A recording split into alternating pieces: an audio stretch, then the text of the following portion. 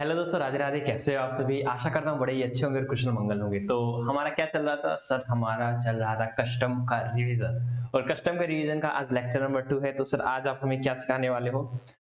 आज का जो टॉपिक रहने वाला है उसमें कंफर्म है 1 से 2 नंबर का आएगा। कंफर्म है 1 से 2, मतलब 1 नंबर का तो पैड पे आते हैं, 1 नंबर का तो आना है ही है यहाँ से भाई, 2 नंबर का भी आ सकता है। हैं जी सर।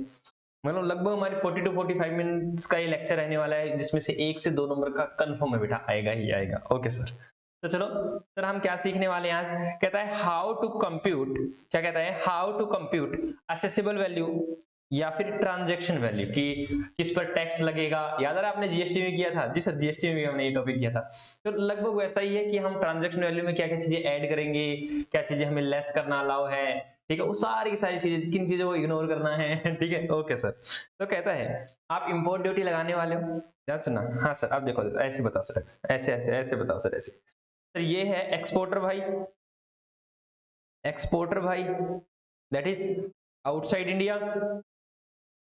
और ये हमारा इंपोर्टर भाई, इंडिया के अंदर। ठीक है, ये है इंपोर्टर इंडिया का। बोला जाता है जो भी आप यहां से माल यहां लेके आओगे ना, तो सबसे पहले कस्टम पोर्ट पे जाएगा, इंडियन कस्टम पोर्ट पे जाएगा। यस। तो कहता है उसके ऊपर टैक्स लगेगा, इंपोर्ट ड्यूटी लगेगी, बोला हाँ। तो टैक्स किस अमाउंट पर लगेगा? दिक्कत ये वाली बात है। ठीक है, तो वो असेसेबल वैल्यू या वो ट्रांजैक्शन वैल्यू, दैट इज किसी ना किसी वैल्यू पर मल्टीप्लाई करेंगे इंपोर्ट ड्यूटी। तो कहता है ये वैल्यू क्या होगी, ये वैल्यू क्या होगी, दैट इज इसी को हम बोले असेसेबल वैल्यू या फिर ट्रांजैक्शन वैल्यू, कि इसको कैसे कंप्यूट करेंगे। ठीक है, क्योंकि इंपोर्टर तो झूठ बोल सकता है ना, इंपोर्टर झूठ बोलेगा क्यों? वो चाहेगा कि रेट इंपोर्ट ड्यूटी कम हो। तो इंपोर्ट ड्यूटी को कम करने का क्या जरिया है? वैल्यू को कम कर दो। वो चाहेगा वैल्यू कम से कम आए, ताकि रेट ऑफ टैक्स, मतलब ताकि टोटल टैक्स कम आए, दैट इज इंपोर्ट ड्यूटी कम आए। लेकिन भाई साहब वहां कस्टम अधिकारी बैठे हुए हैं, ठीक है, वहां पे वो नहीं छोड़ने वाले, कहेंगे नहीं नहीं नहीं नहीं, हम तुम्हें बेमंची नहीं करने देंगे, हम तुम्हें पकड़ लेंगे। ठीक है, तो वो कहेंगे कि हम आपको किसी भी तरह का हेरा फेरी नहीं करने देंगे, मैनिपुलेशन नहीं करने देंगे, हमें एक्चुअल, हमें करेक्ट वैल्यू चाहिए, ताकि हमारे पास करेक्ट इंपोर्ट ड्यूटी का अमाउंट आ जाए। ठीक है, तो हम आपको किसी भी तरह का फ्रॉड या हेरा फेरी नहीं करने देंगे। तो क्या कहते हैं दोस्त, पढ़ते हैं आगे। कहता है value declare by the importer. आपको अगर याद हो तो जब माल आ जाता है कस्टम एरिया में, हमारा माल आ जाता है, तो इंपोर्टर जाता है, भागता हुआ जाता है, इंपोर्टर या इंपोर्टर का एजेंट भागता हुआ जाता है, और क्लियरेंस के लिए क्या देता है सर? बिल ऑफ एंट्री देता है, बिल ऑफ एंट्री देता है। बिल ऑफ एंट्री में बताता है सेल्फ असेस करके कि मेरा टैक्स कितना बना। ठीक है, तो कहता है अंडर सेक्शन 11 वो ये काम करने वाला है। Now proper officer, that is custom officer, क्या देखने वाले हैं? May reject if doubt on the truth और एक्यूरेसी। कहता है कि अगर उसे लग रहा है जो इंपोर्टर ने बोला है वो हेरा फेरी है, या फिर उसको लगता है ये एक्यूरेट नहीं है, ट्रू एंड एक्यूरेट नहीं है, तो कहेगा भाई साहब उसको रिजेक्ट भी कर सकता है और एक्सेप्ट भी कर सकता है। अगर आपको याद हो कि इंपोर्टर ने जो भी सेल्फ असेस लायबिलिटी की, तो उसने देखा कि हाँ सब कुछ ओके, तो कोई दिक्कत वाली बात नहीं। अगर वो एडिशनल लायबिलिटी दिखाता है तो कितने दिन में सर? 1 वर्किंग डे में उसको पेमेंट करनी पड़ती है, अदरवाइज रेट ऑफ टैक्स लग जाता है। सर याद आ रहा है? जी सर। आगे चलते हैं। कहता है जो भी उसने नाउ प्रॉपर ऑफिसर में reject if doubt on the truth और एक्यूरेसी। कहता है number 1, if such declaration is not rejected. Proper officer भी कहता है नहीं नहीं नहीं भाई साहब, इंपोर्टर आदमी बड़ा ही सच्चा आदमी है, उसने कहा है कि सब कुछ ठीक ठाक है, तो उसने कह दिया कि वेल एंड गुड है, और हमें भी अच्छा लग रहा है ये सारी सारी चीजें, मतलब उसने जो भी बोला वो सच बोला। कहता है whether all the condition of rule number 32, that is assessable value available है आपके पास एंड रिलायबल है, आर सेटिस्फाई। कहता है सिंपल शब्दों में कि रूल नंबर 32 क्या नाम है, सेटिस्फाई हो रहा है या नहीं हो रहा है। चलो देखते हैं कि उसकी सारी सारी कंडीशन सेटिस्फाई हो रही है नहीं हो रही। कहता है अगर तो यस, अगर रूल नंबर 32 की सारी सारी कंडीशन सेटिस्फाई हो रही है, तो आपको क्या करना है? Then as per rule number 31 assessable value ही ट्रांजैक्शन वैल्यू के बराबर हो जाएगी। और सर ये कैसे निकालेंगे? इसके लिए आता है हमारा section 14 sub section 1, rule number 10 2 and rule number 10 1। Sir इसमें क्या करने वाले हैं? वैसे तो हमने इन डिटेल में सब कुछ कर लिया है, लेकिन हम पढ़ते हैं इसमें क्या आएगा कि अगर सब कुछ इंपोर्टर ने भी सही बोला और प्रॉपर ऑफिसर भी रिलायबल हो गया, 32 की कंडीशन भी सेटिस्फाई होगी, तो उन्होंने क्या क्या चीजें देखेंगे। कहता है प्राइस एक्चुअली पेड और पेबल टू द एक्सपोर्टर और on behalf of the exporter. Simple शब्दों में जितना आपने एक्सपोर्टर को पे किया हम उसको ऐड करेंगे। नंबर 2, हम cost of insurance and cost of transportation को ऐड करेंगे, cost of transportation and cost of insurance को ऐड करने वाले हैं। रूल नंबर 10 1 क्या कहता है? Cost of commission packing, simple शब्दों में अदर इंसिडेंटल एक्सपेंसेस जो भी होंगे हम उसको ऐड कर देंगे। ठीक है, apportionment cost, license, royalty, subsequent outflow, any क्या नाम है, एनी अदर पेमेंट एटसेट्रा, तो इनको भी ऐड कर देंगे। तो इन तीनों को ऐड कर देंगे, यहाँ पर कहेंगे हम assessable value is equal to transaction value, तो इसको जो भी हम कंप्यूट करने वाले हैं इसी पर रेट ऑफ ड्यूटी लगा देंगे।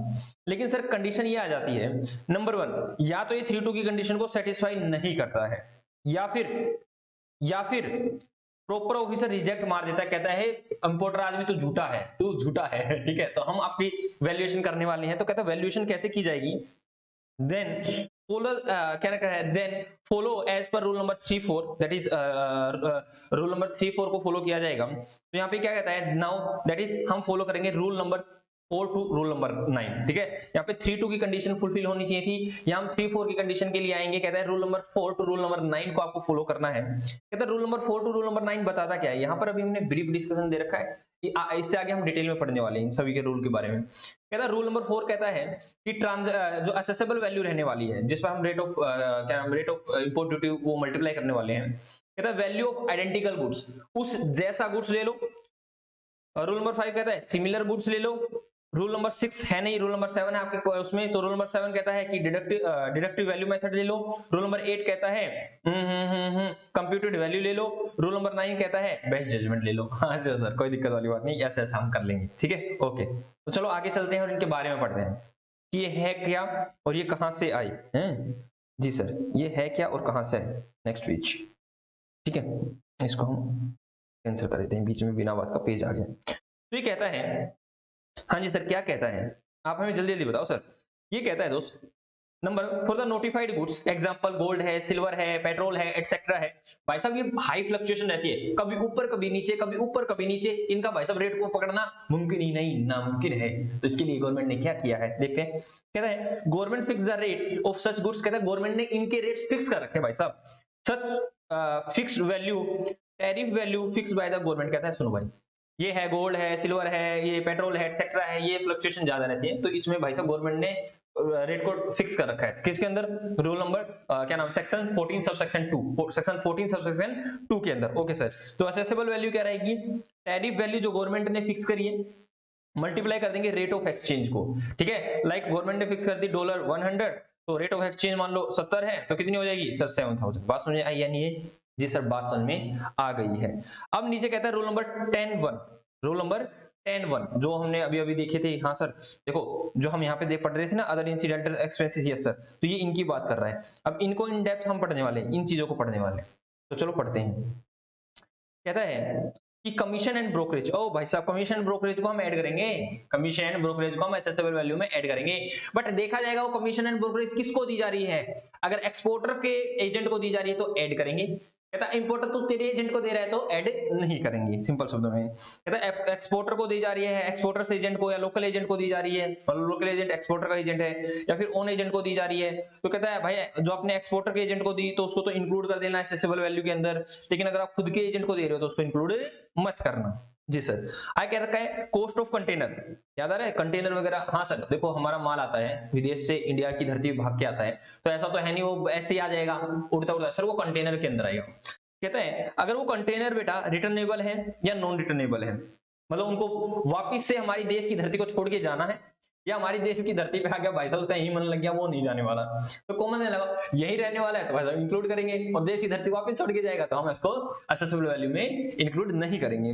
रिटर्नेबल है that is sent within 6 month, जिनको क्या नाम है रिटर्न करना है हमें 6 महीने के अंदर रिटर्न हो जाएंगे।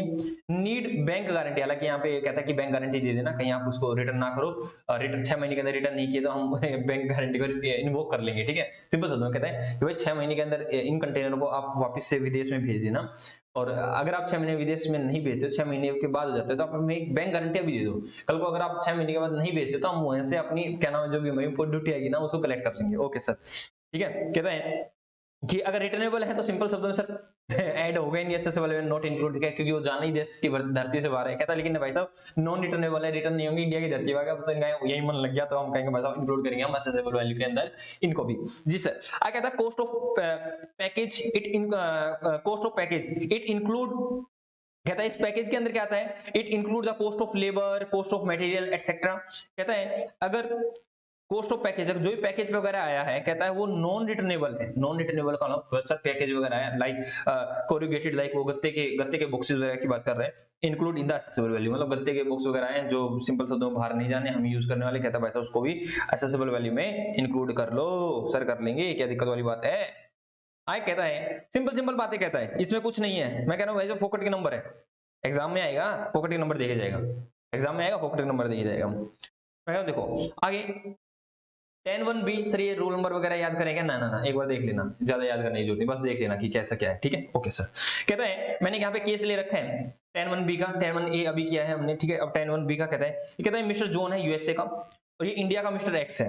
कहता है इस व्यक्ति ने हमें 10,000 का मटेरियल इंडिया वाले ने यूएसए वाले को दिया कि ले भाई मटेरियल ले ले और इसके ऊपर काम करके हमें वापस हमें हमारा फिनिश गुड्स दे दियो।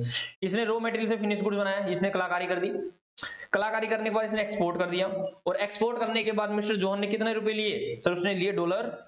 कितने लिए? $1000। अब हम निकालते हैं एसेसेबल वैल्यू कैसे निकलेगी। मैंने कहा रेट ऑफ एक्सचेंज मान लो 100 रुपया है, रेट ऑफ एक्सचेंज 100 रुपया है, तो मैंने कहा वैल्यू कैसे निकलेगी? Sir 1000 multiply by 100 that is 1 lakh रुपया, plus plus plus plus sir हमने उसको 1000 का रॉ मटेरियल भी तो दिया था, हमने उसको रॉ मटेरियल दिया फिर उसने फिनिश गुड्स दिया, एक तरह से सर ये भी तो कंसिडरेशन ही है। हाँ हाँ हाँ सर ये भी तो हमने दिया है, उसके फिनिश गुड्स के बदले में हमने दो चीज दी है सर, $1000 प्लस 10,000 रुपीज का रॉ मटेरियल, तो इन दोनों को इंक्लूड किया जाएगा फुल कंसिडरेशन के लिए, वही बात कर रखी है बेटा, ठीक है? समझ में आया जी सर। आगे क्या रखा है बेटा, यहाँ पर तो हमने सारा गुड्स मिल गया था, यहाँ पे नीचे प्रोपोर्शनेट की बात करता है। लाइक देखो मैंने कहा कि मैंने इसको वही केस 10,000 का रॉ मटेरियल दिया, उसको ने मेरे को फिनिश गुड देना था, रॉ मटेरियल से फिनिश गुड बना के देना था, कॉन्ट्रैक्ट था कि आप हमें 2000 यूनिट दोगे, कॉन्ट्रैक्ट था हमें वो 2000 यूनिट देगा, जो मैंने 10,000 यूनिट 10,000 रुपए का रॉ मटेरियल दिया उसके बदले में, और बाकी कंसिडरेशन में दे दूंगा। कहता है पहला लोटा है 1500 यूनिट का, पहला लोटा है 1500 यूनिट का, और क्या नाम है CIF value that is cost of insurance and freight, CIF value थी 10 रुपीज। तो मैंने कहा भाई रेट ऑफ एक्सचेंज कितना था? 100 रुपया, तो मैं वैल्यू निकालता हूँ 150 यूनिट $10 के हिसाब से, और $1 की वैल्यू है 100 रुपया, तो ये हो गया बेटा 15 लाख। बात समझ आई नहीं? ये सब 15 लाख। मैंने कहा ये रॉ मटेरियल हमने कितने का दिया था? जो 10,000 था वो 2,000 के लिए दिया था, क्योंकि हमने कहा था ना कॉन्ट्रैक्ट कितने का है? 2,000 का, लेकिन आए कितने हैं? 1500। मैं कहूँ 2 के 2,000 आ जाते तो सर 10 के 10,000 को ऐड कर देता, लेकिन मैंने कहा प्रोपोर्शनेट आया तो सर इसका प्रोपोर्शनेट ऐड कर देंगे। लो भाई साहब इसका प्रोपोर्शनेट आ गया 7,500 रुपया, तो हमारा हो जाएगा 15,07,500 रुपया हमारा एसेसेबल वैल्यू निकल के आ जाएगा। अब इसको पढ़ना, कुछ अजीब है क्या? कह रखा है additional consideration shall be included at the rate of fully or proportionately as the case में भी। कहता है अगर सारा गुड्स आ जाता है तो फुल्ली एडिशनल कंसिडरेशन को ऐड कर दो, और प्रोपोर्शनेट बेसिस पे आता है तो प्रोपोर्शनेट बेसिस को ऐड कर दो। लाइक हमारे ऊपर वाले केस में 1500 आए थे जिसमें से हमें 2000 रिसीव करने थे। जी सर, तो 1500 के कंटेक्स्ट में जितना भी हमारा एडिशनल कंसिडरेशन था हमने उसको ऐड कर दिया है। ओके सर, एक सेकेंड जी, चलो आगे चलते हैं, आगे चलते हैं, आगे चलते हैं, आगे चलते हैं। कहता है रूल नंबर 10(1)(c), ये क्या कहता है दोस्त? कहता है मिस्टर रवि इंपोर्टर है, मिस्टर रवि ने इंपोर्ट किया है टैली सॉफ्टवेयर, ठीक है? ये एक अकाउंटिंग सॉफ्टवेयर होता है। जी सर, टैली सॉफ्टवेयर उसने इंपोर्ट किया है फॉर हिज बिजनेस, मतलब ये अकाउंटिंग सॉफ्टवेयर है, अकाउंट वगैरह मेंटेन करते हैं। For his business, for this purpose hard disk मिली हमें 10,000 की, ये कह रखा क्या नाम है, ये है इंक्लूडिंग CIF मतलब cost of insurance and freight 12,000 रुपया, and license fee that is tally की फीस दी हमने भाई साहब 63,720 रुपया। बात समझ आई? जी सर। मैंने कहा एसेसेबल वैल्यू निकालना, कहता है एसेसेबल वैल्यू निकालना, कहता है license fee included in the assessable value. मैंने कहा हाँ भाई साहब वन टाइम पेमेंट थी तो हम उसको इंक्लूड करेंगे, हमें पता था 63,720 रुपया देना है तो इसको भी इंक्लूड करेंगे, इसको भी इंक्लूड करेंगे, हार्ड डिस्क को भी इंक्लूड करेंगे, तो एसेसेबल वैल्यू आ जाएगा।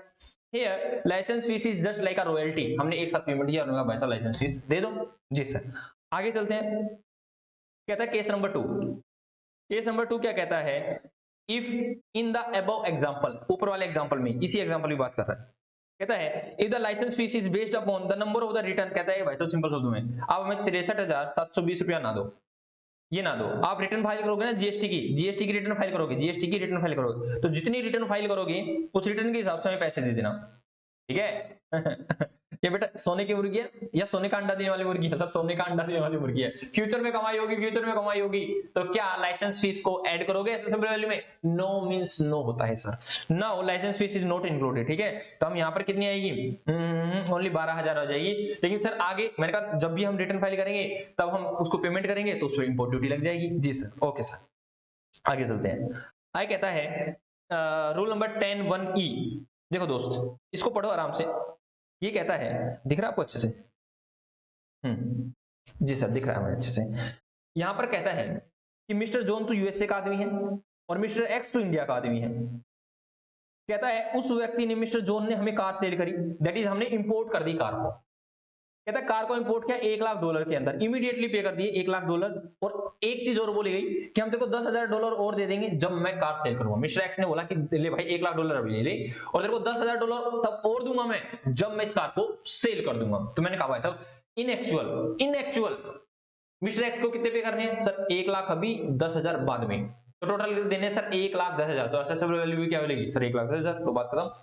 ट्रांजैक्शन वैल्यू क्या हो जाएगी सर? 1,10,000। बात खत्म करो भाई साहब। आगे चलो, आगे कहता है दूसरा केस बनाया, कहता है 1,00,000 तो अभी दे दे और 10% जब दे रही हो, जब जितने का तू सेल करेगा, जितने का सेल करेगा। मान लो इन फ्यूचर अगर तू इसको 50,000 का सेल करता है तो मेरे को 5,000 दे दियो, 75,000 का सेल करता है तो 7,500 दे दियो। इस तरह से बोला गया। तो भाई साहब अब ध्यान, 1,00,000 तो असर्टेनेबल है, हमें पता है 1,00,000 देना है, लेकिन भाई साहब ये 10% का तो नहीं पता ना कितने में सेल करने वाला मिस्टर एक्स। तो कहता है भाई साहब दिक्कत हो गई। तो हम यहाँ नहीं, कहता है अब दिक्कत हुई ना, complete transaction value is not available. तो आप जाओ rule number 4 to rule number 9 पे। हमने देखा ना, एक लेफ्ट हैंड साइड दिखाया था हमने कि हाँ क्या नाम है, इंपोर्टर ने वैल्यू बताई, इंपोर्ट ड्यूटी के अंदर बताई कि भाई ये ड्यूटी है, या मतलब ये एसेसेबल वैल्यू है और ये ड्यूटी लग रही है, तो उसको एक्सेप्ट कर लिया, सब कुछ लिया। तो हम जाएंगे क्या नाम है 14(1) के अंदर, सेक्शन 14(1) में और 10(1) में, रूल नंबर 10(1) में और रूल नंबर 10(2) में जाएंगे। तो वही बात कहता है कि अगर वहां पर हम नहीं आ पा रहे, हमें असर्टेनेबल नहीं है कि कितनी वैल्यू होगी, तो कहता है rule number 4 to rule number 9 में चाहिए। ओके, कहता है if subsequent outflow is ascertainable at the time of the import, add it in the assessable value। पहले केस की बात कर रहे हैं। Otherwise rule number 4 to rule number 9 पर जाइए, देखेंगे सर ये 4 टू रूल नंबर 9 है क्या, ऐसा क्या है सर इसके अंदर जो बार बार आ जाता है 4 टू 9। चलो आई कहता है 10(1)E, एनी अदर पेमेंट का मतलब क्या होगा भाई साहब? देखो ये है मिस्टर जॉन ऑफ यूएसए, ये है मिस्टर एक्स ऑफ इंडिया। कहता है इसने 10,000 दिए थे पिछले ड्यूज के, अर्ली ड्यूज के, मतलब कभी अर्ली, बहुत भाई साहब पिछले महीने मैंने उससे इंपोर्ट किया था, उसके पैसे मैंने आज उसको 10,000 दिए। और कहता है मैंने साथ साथ में एक इंपोर्ट ऑफ गुड्स भी किया था ₹1,00,000 का, पेमेंट कर दी 1,00,000 की, पेमेंट 1,00,000 की ये की और 10,000 की ये की। तो मैंने कहा भाई साहब एसेसेबल वैल्यू क्या होगी भाई साहब, ट्रांजैक्शन वैल्यू क्या होगी भाई साहब? कहता है 10,000 not included in the assessable value. क्यों? कहता है भाई साहब ये तो अदर ड्यूज है ना भाई, ये पहले कभी इंपोर्ट किया था उसके पैसे दिए, आप इसमें क्यों आप एसेसेबल वैल्यू में इंक्लूड कर रहे हो? तो कॉमन सेंस लगाओ, पिछले ड्यूज की पेमेंट करना ऐसा तो ना आप एसेसेबल वैल्यू में इंक्लूड कर दोगे। जी सर, मतलब पुराने ड्यूज थे, इन एक्चुअल में ट्रांजैक्शन हुई है 1,00,000 की, तो 1,00,000 ही आएगा, इसको इंक्लूड नहीं किया जाएगा। जी सर, आगे चलो दोस्त, बहुत इंपॉर्टेंट, एग्जाम में यहां से आएगा, ऊपर से नहीं आ सकता, ऊपर से भी आ सकता, बट यहां से आने के चांसेस बहुत ज्यादा हैं। ठीक है, 90% चांसेस यहां से आने के, 1 से 2 नंबर का। और कितनी चीजें आएंगी बता देता हूं, सिर्फ एक पेज में से आने के चांसेस ज्यादा हैं। देखो मैं बताता हूं, एक ये है, यहां तक है आधा पेज और आधा पेज नेक्स्ट पेज पे है। जी सर, तो सर बताइएगा, मैंने कहा कैलकुलेशन ऑफ असेसेबल वैल्यू कैसे कैलकुलेट की जाती है? कहता है जो एफओबी वैल्यू होती है ना, फ्री ऑन बोर्ड, याद आ रहा है? हाँ सर, एक्सपोर्टर आदमी क्या करेगा सर, लोडिंग करवा देगा क्या नाम है एक्सपोर्टर के पोर्ट पर, तो उसको बोलते हैं एफओबी। बात समझ आई? और सर सीआईएफ का मतलब होता है रास्ते के ट्रांसपोर्टेशन एंड इंश्योरेंस को ऐड कर दो, उन दो को और ऐड कर दोगे तो आ जाएगा सीआईएफ। और हमें चाहिए होता है क्या? सीआईएफ वैल्यू चाहिए होती है, उसके ऊपर हम क्या लगाते हैं? इंपोर्ट सॉरी इंपोर्ट ड्यूटी लगाते हैं। जी सर, मैंने कहा जो भी हमारी एफओबी वैल्यू आएगी उसके अंदर हम एडजस्टमेंट करेंगे 10(1) की, जो ऊपर करके आए हैं। जी सर, उसके बाद आएगा हमारे पास adjusted FOB, that is free on board आ जाएगा। फ्री ऑन बोर्ड आने के बाद हम क्या करेंगे sir? Cost of insurance plus cost of transportation add कर देंगे, तो ये आ जाएगा सीआईएफ, और इस पर लगा देंगे रेट ऑफ ड्यूटी, तो हमारे पास क्या आ जाएगा सर? इंपोर्ट ड्यूटी का अमाउंट आ जाएगा। बात समझ आई या नहीं आई? जी सर, बात समझ में आ गई है। तो यहां पर कैलकुलेट करना है हमें cost of insurance and cost of transportation, यहां से आएगा 1 से 2 नंबर क्वेश्चन, ठीक है। ओके सर, हम रेडी हैं सर। कहता है एडजस्टमेंट अंडर रूल नंबर 10(2) की एडजस्टमेंट हो रही है, अभी पढ़ के है ना। हाँ सर, हमने ये कहा था 14(1) लगेगा, सेक्शन 14 सबसेक्शन 2 लगेगा सर, रूल नंबर 10(1) लगेगा, रूल नंबर 10(2) लगेगा जी सर। तो कहता है कि कॉस्ट ऑफ ट्रांसपोर्टेशन के लिए हम क्या करने वाले हैं, कहता है where actual cost of transportation is known, अगर आपको पता है एक्चुअल कॉस्ट ऑफ ट्रांसपोर्टेशन क्या है, then take the actual cost of transportation. याद रखना मेरे दोस्त, अगर आपको एक्चुअल कॉस्ट ऑफ ट्रांसपोर्टेशन पता है तो उसको पकड़ लो और उसको एडजस्टेड एफओबी में ऐड कर दो। लेकिन एक बात कह रखी है, कहता है जब हवा से आता है, जब हवा से माल हमारे पास आता है बाय एयर, अगर हमारे पास आता है विदेश से, यूएसए से माल इंडिया में आ रहा है बाय एयर, तो भाई बाय एयर बहुत ज्यादा महंगा क्या नाम है कॉस्ट ऑफ ट्रांसपोर्टेशन लगती है, बहुत ज्यादा महंगी लगती है, तो वहां पे रेस्ट्रिक्शन लगा दी बस बाय एयर की। कहता है but in transportation by air it is restricted to 20% of the adjusted FOB। बात समझ आ रही नहीं आ रही? देखो भाई साहब, इसको अच्छे से देखना क्या रखा है। अगर आपको एक्चुअल कॉस्ट ऑफ ट्रांसपोर्टेशन पता है तो आप उसको ले लो भाई साहब, ओके, कोई दिक्कत वाली बात नहीं, इसको ले लो। बट बात कर रखी एयर की, अगर आप हवा से लेके आ रहे हो माल को, तो कहता है वो रेस्ट्रिक्टेड है 20% ऑफ एडजस्टेड, ऊपर निकाला ना एडजस्टेड एफओबी, बात सुनिए, और एक्चुअल जो भी लोअर होगा ना उस तक। बात समझ आई नहीं? जी सर, बात समझ आ गई, क्योंकि इसने कहा इट इज रेस्ट्रिक्टेड टू, मतलब मैक्स टू मैक्स इतना, मैक्स टू मैक्स इतना, बट ये एयर के केस में, ये ध्यान रखना, ठीक है। ओके सर, याद रखिए, मैंने कहा एक्चुअल दे रखा है तो सर एक्चुअल दे रखा तो हर केस में एक्चुअल लेंगे, लेकिन एयर के केस में हम लेंगे जो एक्चुअल है या 20% of FOB whichever is lower. जी सर, आगे चलो। कहता है actual cost of transportation not known, अब पता ही नहीं है, प्रॉब्लम पता था अब नहीं पता है। कहता है अब हम लेंगे 20% ऑफ एडजस्टेड एफओबी, बात समझ आ रही है यहाँ? हाँ सर, ऊपर वाला सेम 20% ऑफ एडजस्टेड एफओबी।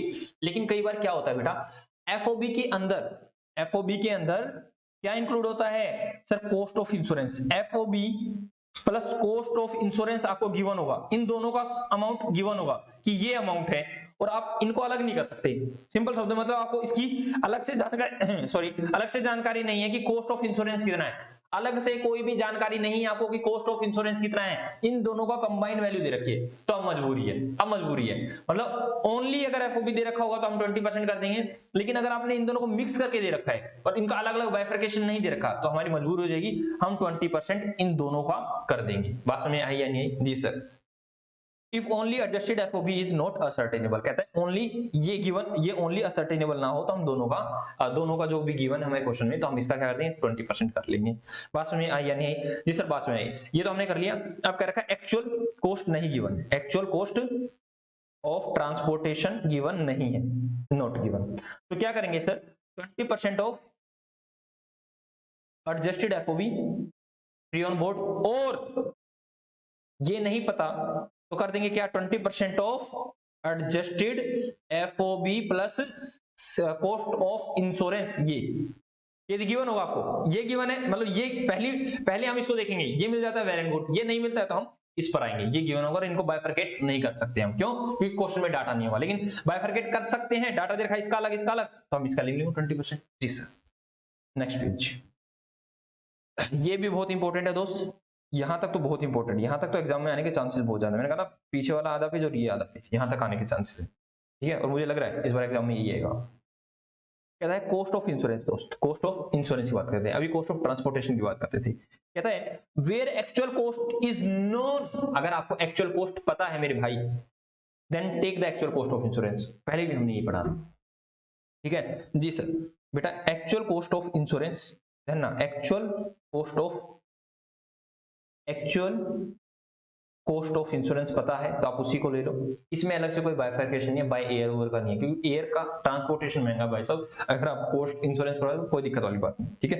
लेकिन कहता है if actual cost of insurance is not given, कहता है सिंपल शब्दों में वही 1.125 द्वारा 1.125, यस सर, याद आ गया, इसका एडजस्टेड एफओबी का लेकिन एडजस्टेड एफओबी नहीं पता, आपको पता है FOB plus cost of transportation, पिछले वाले क्वेश्चन में था हमारे पास FOB plus cost of insurance, अलग नहीं कर सकते थे, लेकिन अब ये दोनों दे रखे मिक्सअप, तो कहता है इन दोनों का 1.125% कर लेना। ओके सर, कोई दिक्कत वाली बात नहीं, और ये हो जाएगी एसेसेबल वैल्यू।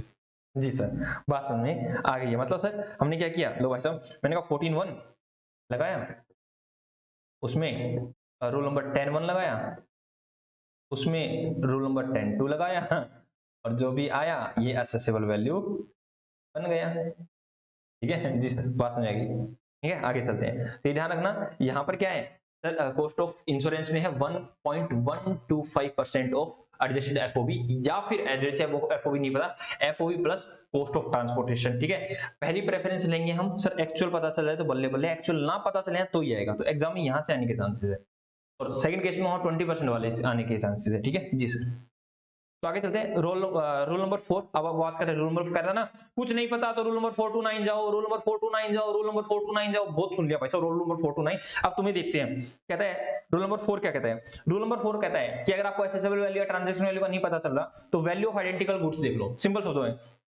क्या रखा है, ये देखो भाई साहब, ये कैलकुलेटर आपके पास, कहता है इस कैलकुलेटर का अगर आपको नहीं पता चल रहा एसेसेबल वैल्यू या ट्रांजैक्शन वैल्यू क्या है, तो कहता है सिमिलर को क्या नाम है, क्या क्या क्या, क्या देख लो सर, आइडेंटिकल गुड्स को देखो। आइडेंटिकल और सिमिलर में हल्का सी डिफरेंस है। आइडेंटिकल का मतलब इस जैसा ही देख लो, इस जैसा ही, same colour, same brand, same सब कुछ सेम देख लो, और ये पता लगाओ उसकी वैल्यू क्या है, जो उसकी वैल्यू रहने वाली है हम वही वैल्यू इसकी बना देंगे। तो क्या कहता है, कैसे करना है, सेम गुड्स होना चाहिए एक्सेप्ट द माइनर चेंज, हल्का हल्का माइनर चेंज, जैसे यहाँ पर कुछ और लिखा हुआ है, यहाँ कुछ और हो जाए, ये एक दो बटन थोड़ा सा अलग हो जाए, ऐसा लाइक माइनर चेंजेस को अलाउड करते हैं, हल्का हल्का माइनर चेंजेस अलाउड करते हैं। कहता है सेम कंट्री सेम होनी चाहिए, इंडिया से तो सॉरी, अगर यूएसए से ले रहे हो तो यूएसए, चाइना से ले रहे हो तो चाइना, जापान से ले रहे हो तो जापान। मैन्युफैक्चरर भी सेम हो सकता है या अनदर हो सकता है, मैन्युफैक्चरर में कोई दिक्कत वाली बात नहीं है सर, गुड सेम सेम, ध्यान रखना same, sir country same, manufacturer same भी हो सकता है अलग भी हो सकता है। Should not be hybrid, hybrid का मतलब होता है बेटा ऐसा मत कर लेना कुछ जापान से ले रहे हो कुछ चाइना से ले रहे हो, कुछ यूएसए से ले रहे हो कुछ जापान से ले रहे हो। ठीक है, all the goods and service given by the same exporter, ऐसा नहीं है कि कुछ आप यूएसए से ले रहे हो और कुछ आप इंडिया से या फिर दूसरी कंट्री से ले रहे हो। ठीक है, हाइब्रिड नहीं होना चाहिए, हाइब्रिड अलग अलग नहीं होना चाहिए। कहता है rule number 5, value of the similar goods, कहता है भाई साहब same as above, same as above, but यहां पर क्या हो जाएगा, जो सेम गुड्स है ना, सेम गुड्स को कर देंगे identical goods, sorry same goods को कर देंगे सब्स्टिट्यूट गुड्स। सर सब्स्टिट्यूट का मतलब क्या होता है, अलग बेटा मेरा, substitute goods like Coca Cola पीने का मन है कोका कोला नहीं है तो थम्स अप पी लेते हैं। ठीक है, माजा पीने का मन है, माजा नहीं है तो स्लाइस पी लेते हैं। ठीक है, वो बात करता है। ठीक है, सब्स्टिट्यूट गुड्स ले लेंगे। ठीक है जी सर, सिमिलर नहीं मतलब आइडेंटिकल नहीं मिल रहा तो हम सब्स्टिट्यूट पर चले जाएंगे। तो रूल नंबर 5 सब्स्टिट्यूट की बात करता है, और उसमें सिर्फ और सिर्फ यही वर्ड यही चेंज है, बाकी सब कुछ सेम। यहाँ पर सेम की जगह सब्स्टिट्यूट आ जाएगा, सेम कंट्री, वही मैन्युफैक्चर सेम हो सकता है अलग हो सकता है, और ये वही शुड नॉट बी हाइब्रिड। ठीक है जी सर, आगे को चलते हैं भाई, ये भी बड़ा ही अच्छा है। सिंपल शब्दों में कहता है डिडक्टिव वैल्यू मेथड। इसमें क्या कहते हैं, पहले हम नीचे से इसको पढ़ते हैं। ये कहता है देखो दोस्त, इसको पढ़ो पहले फिर बाद में देखते हैं। कहता है आपके पास क्वांटिटी दे दी और आपके पास प्राइस दे दिया, कहता है 100 क्वांटिटी इतने पर बिकी, इतनी क्वांटिटी इतने पर बिकी, इतनी क्वांटिटी इतने पर बिकी, बता रखा है। मैं कह रहा हूं सबसे ज्यादा क्वांटिटी कहां है सर, 200। कहता है जो सबसे ज्यादा क्वांटिटी है ना उसके रेट को पकड़ लो, वही आपका एसेसिबल वैल्यू है, बात खत्म। कहता है ये रहा, आप कहेंगे normal transaction price is the price at the highest quantity, जिस पर हाईएस्ट क्वांटिटी सेल हो रही है उसी को हम क्या कर लेंगे, नॉर्मल ट्रांजैक्शन प्राइस, और उसी को एसेसिबल वैल्यू मान लेंगे। अब ध्यान सुनना, इसके लिए कुछ कंडीशन होनी चाहिए। कहता है नॉर्मल ट्रांजैक्शन प्राइस का मतलब क्या हुआ, ध्यान सुनना बेटा, ये बड़ी इंपॉर्टेंट कंडीशन है। नंबर 1, अनरिलेटेड पार्टी ट्रांजैक्शन होनी चाहिए, बात समझ आई, दैट इज ये जो भी है ये सारी अनरिलेटेड पार्टी ट्रांजैक्शन होनी चाहिए। आगे नियरेस्ट पास्ट और फ्यूचर में, मतलब जो भी ये ट्रांजैक्शन या तो थोड़े से पास्ट में हुई हो या थोड़ी सी फ्यूचर में होने की संभावना हो। ठीक है, हाईएस्ट क्वांटिटी सोल्ड को देखने वाले। जी सर, वही जो तो हमने एक ही ग्राफ में पढ़ लिया था ना कि हाईएस्ट क्वांटिटी होनी चाहिए, अनरिलेटेड पार्टी ट्रांजैक्शन होनी चाहिए, तो उसी को हम क्या मान लेंगे सर, उसी को हम एसेसिबल वैल्यू मान लेंगे सर, उसी रेट को हम देख लेंगे सर, कोई दिक्कत वाली बात नहीं है। तो आप देखो इसने क्या क्या रखा है, इसने क्या क्या रखा है भाई साहब, इसने क्या रखा है देखो, हम पढ़ेंगे सर, कैसे पढ़ेंगे देखो, अगर मैं आप लोगों को ये बताऊं, देखो पूरी पूरी चैन बताता हूं। एकदम मिस्टर जोन यूएसए का था, ये यूएसए पोर्ट एफओबी हुआ, फिर ऑन बोर्ड यहाँ पे हमने छोड़ दिया। और यहाँ पे रास्ते में हमारे पास क्या लिए, goods imported and value rejected by the PO. कहता है भाई साहब वही हमने बताया कि हमारी ये वैल्यू से रिजेक्ट कर दिया, रिजेक्ट करेंगे तभी तो रूल नंबर 4 to 9 पे आएंगे। यस सर, रिजेक्ट कर दिया, आइडेंटिकल वैल्यू भी नहीं थी और सिमिलर गुड्स भी नहीं था, तो कहां पे आ गए, मूव करेगा वो रूल नंबर 7 पे, वो रूल नंबर 7 पे आ गया। ठीक है प्रोविजन, तो क्या करने वाले हैं, मैंने कहा यह है मुंबई कस्टम पोर्ट में, यहाँ पर लगी इंपोर्ट ड्यूटी 20%। ठीक है, अदर टैक्सेस लगे 1000 के, कॉस्ट ऑफ ट्रांसपोर्टेशन दे रखी है, कॉस्ट ऑफ इंश्योरेंस दे रखी है, अदर एक्सपेंसेस दे रखे हैं रास्ते की। ठीक है, इंपोर्टर के घर पे आया माल, उसने कुछ सैलरी दी, ठीक है, अदर एक्सपेंसेस किए, और जो इंपोर्ट किया था ना गुड्स, उसको फिनिश गुड्स बना के बेचेगा ना, हाँ, तो उसके लिए सब कुछ किया। ये सब करने के बाद उसने कर दिया sold goods to the unrelated party. क्या कह रखा है, एट और above the same time nearest future, मतलब ये बात कर रहा है भाई साहब या तो अभी अभी सेल किया या नियर फ्यूचर की बात करता हूँ, हम यही तो कहते हैं या तो अभी अभी या नियर फ्यूचर। तो कहता है कि भाई नियर फ्यूचर में कहता है 90 दिन तक जाना है, कोई दिक्कत वाली बात नहीं, एक बार देख लेना। ठीक है ओके सर। अब कहता है कि असेसेबल वैल्यू कैसे निकलेगी, ध्यान सुनो। कहता है भाई तो कितने का सेल किया, देखो भाई साहब ये 15,000 का, तो कहता है 15,000 ले लेंगे। ठीक है, क्या ले लेंगे, नॉर्मल ट्रांजेक्शन प्राइस 15,000 ले लेंगे कि 15,000 में आपने सेल किया है। और हमें तो सर ये चाहिए ना, हमें तो सीआईएफ चाहिए, हमें तो सीआईएफ चाहिए, हम नॉर्मल ट्रांजैक्शन प्राइस पर इंपोर्ट ड्यूटी सुनने लगाते हैं, हमें तो यहाँ का चाहिए, यहाँ कितने का था सर, सीआईएफ चाहिए हमें तो, FOB plus cost of insurance plus क्या sir, cost of insurance plus cost of transportation जो रास्ते का है। तो मैंने कहा कोई बात नहीं, आपको ये पता चल गया ना, यहाँ का 15,000 पता चल गया, तो आपको यहाँ पहुंचना है, यहां पहुंचना है, तो ये रास्ते के सारे खर्चे जो ऐड है उसको लेस कर दो। तो इसीलिए तो इसका नाम क्या हुआ सर, डिडक्टिव वैल्यू मेथड, क्योंकि हमें यहां तक पहुंच रहे हैं, हमें यहां तक पहुंच रहे हैं, और हमें प्राइस कहां का दे रखा है, यहां का दे रखा है, तो जो जो रास्ते में है उनको खर्चा को जो ऐड कर रखा है उनको लेस करते जाओ। तो सर देखो 15,000 में क्या ऐड है सर, 2 और 3, ये ऐड इसको माइनस कर दो सर, ये 500 600 400 500 600 400, other taxes sir, other taxes भी आपने डाल रखा है, रास्ते में कोई टैक्सेस वगैरह लगे सर, इसको लेस कर दो। ठीक है, तो सर ये आ गया हमारे पास क्या, सर ये आ गया हमारे पास 7500 रुपया। कितना गया सर, ये 7500 रुपया। तो सर 7500 रुपया जो आया है, तो यहाँ पर इसने क्या रखा 20% हमने टैक्स लगाया, तो 7500 में ऑलरेडी टैक्स लगा हुआ होगा, हाँ तभी तो वैल्यू है ना, हाँ, तो 7500 में ऑलरेडी टैक्स है, तो 7500 में टैक्स है, दैट इज कितना है 120%, तो ये 120 को रिप्रेजेंट कर रहे हैं। और हमें क्या निकालना है सर, असेसेबल वैल्यू निकालनी है, तो 100 से मल्टीप्लाई कर देंगे, तो क्या आएगा बेटा 7500 को डिवाइड कर देंगे 120 मल्टीप्लाई कर देंगे 100 से, तो 6250, लो भाई साहब यही आ रहा है। ठीक है, बात समझ आई नहीं, हाँ सर, हमें नीचे का प्राइस दे रखा है सर, नॉर्मल ट्रांजेक्शन प्राइस दे रखा है, हमें आना है वापिस से सीआईएफ पे जाना है, तो सीआईएफ कैसे निकलेगा, ऐसे निकलेगा। ठीक है जी सर, आगे चलते हैं। कहता है रूल नंबर 8, रूल नंबर 8 किसकी बात करता है भाई साहब, पहली बात हम अभी तक हम क्या गए, रूल नंबर 7 डिडक्टिव मेथड पे आए थे, इंपोर्टर को पकड़ा था और इंपोर्टर के को पकड़ने से ऊपर डिडक्ट करते गए सीआईएफ पे आ गए जी सर। अब यहाँ पर क्या कहता है, कंप्यूटेड वैल्यू मेथड, कहता है देख भाई सब सुनो, ये यूएसए वाले आदमी कहता है मिस्टर जोन की प्रीमाइसेस पे कुछ खर्चे हुए, ठीक है, अब हम यहाँ नहीं जा रहे, अब हम कह रहे हैं एक्सपोर्टर के प्लेस पे जा रहे हैं। कहता है जोन तूने क्या क्या किया, कहता मैंने रॉ मटेरियल लगाए, उस पर प्रोसेसिंग किया, मतलब रॉ मटेरियल का कुछ खर्चा किया, उस पर उसने कोई प्रोसेसिंग की, मैन्युफैक्चरिंग एक्सपेंसेस किए, उसको अदर एक्सपेंसेस किए, कोई टैक्सेस वगैरह लगाया, खुद का प्रॉफिट ऐड किया, और एक ये अमाउंट आ गया। ठीक है, उसने ये अमाउंट लिया, अब वो लेके यूएसए पोर्ट पर चला गया। ठीक है, कहां चला गया सर, यूएसए के पोर्ट पर चला गया। यूएसए के पोर्ट पर जाने के बाद यहाँ के भी एक्सपेंसेस किए सर, क्या नाम है, लोडिंग के एक्सपेंसेस भी किए, सीआईएफ और कॉस्ट ऑफ ट्रांसपोर्टेशन के भी एक्सपेंसेस। अब जो यहाँ पे वैल्यू आएगी ना, हमें तो वो चाहिए इंपोर्ट ड्यूटी के लिए, यही असेसेबल वैल्यू होगी। तो उसको कैसे निकालोगे सर, देखो टोटल अमाउंट एज पर ए ये ले लेंगे, उसके बाद सर रास्ते का जितने भी खर्चे हैं सारे ले लेंगे, that is cost of insurance, cost of transportation, सब कुछ ले लेंगे, और जो ये वैल्यू आएगी इसी को हम असेसेबल वैल्यू बोल देंगे। बताओ कोई दिक्कत नहीं सर, कोई दिक्कत वाली बात नहीं है। तो सिंपल शब्दों में सर, अरे सर पीछे के सारे खर्चों को ऐड कर देंगे, जितने खर्चे सबको ऐड कर देंगे, तो यहाँ पर पहुंचेगा तो हमें चाहिए पता चल जाएगा, इसी को हम असेसेबल वैल्यू बोल देंगे जी सर। आगे चलो सर, मैंने कहा चलो भाई साहब, sir rule number 9 best judgment तो नहीं कराया नहीं, वैसे मैंने लिख रखा था बस बेस्ट जजमेंट की, हाँ भाई अच्छे सब देख लेना, कुछ भी नाम ले तो बेस्ट जजमेंट करके आप वैल्यू बता देना जी सर। आगे क्या रखा है सर, क्या कह रखा है, आगे क्या कह रखा है, आगे कह रखा है दोस्त, आगे क्या रखा है, कहता है relevant date for the rate of duty, rate of duty के लिए रेलिवेंट डेट, कहता है रेट ऑफ ड्यूटी क्या चाहिए भाई सब सुनो, मेरी बात सुनो, मेरी बात सुनो, मैंने कहा आप हमेशा क्या चीज लेते हो सर, फ्रूट लेने जाते हो तो हम लेते हैं फ्रेश फ्रूट, है ना, सब कुछ फ्रेश खाना पसंद है या नहीं? हाँ सर, फ्रेश फ्रूट खाना पसंद है। तो चलो भाई, रेट ऑफ ड्यूटी भी हमेशा फ्रेश होगी है सर, हमेशा फ्रेश होगी। हाँ, रेट ऑफ ड्यूटी भी फ्रेश रहेगी।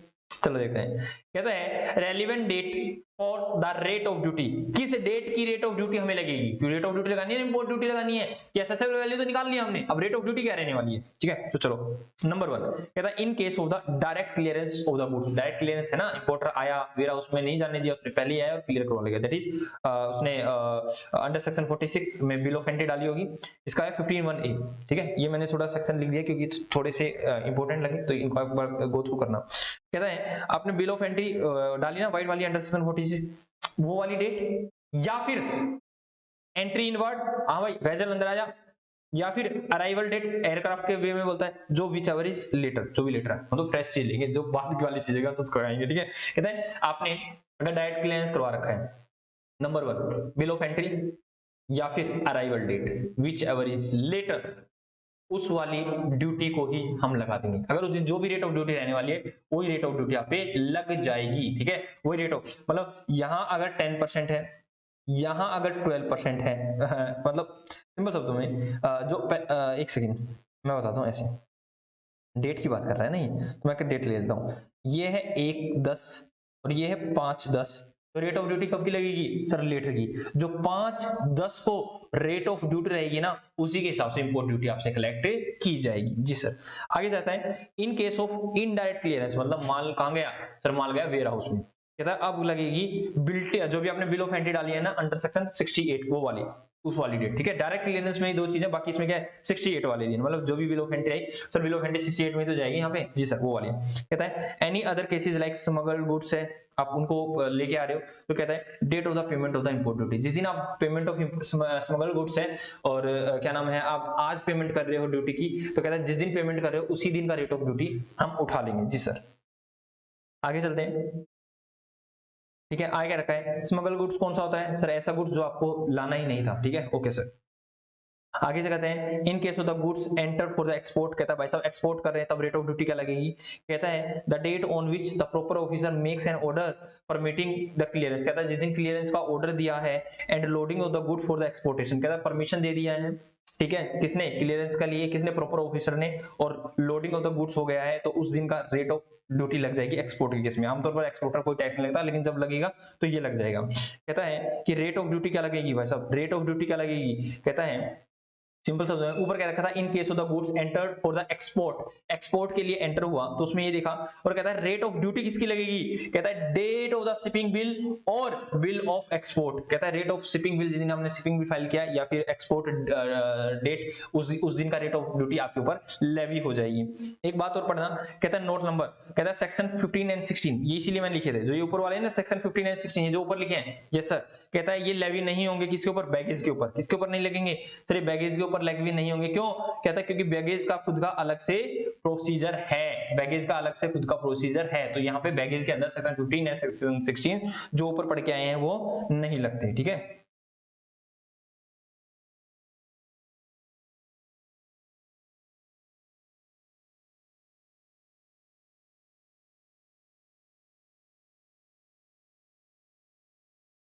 यहां पर है ना, रेट ऑफ ड्यूटी नहीं होना चाहिए, रेट ऑफ एक्सचेंज होना चाहिए।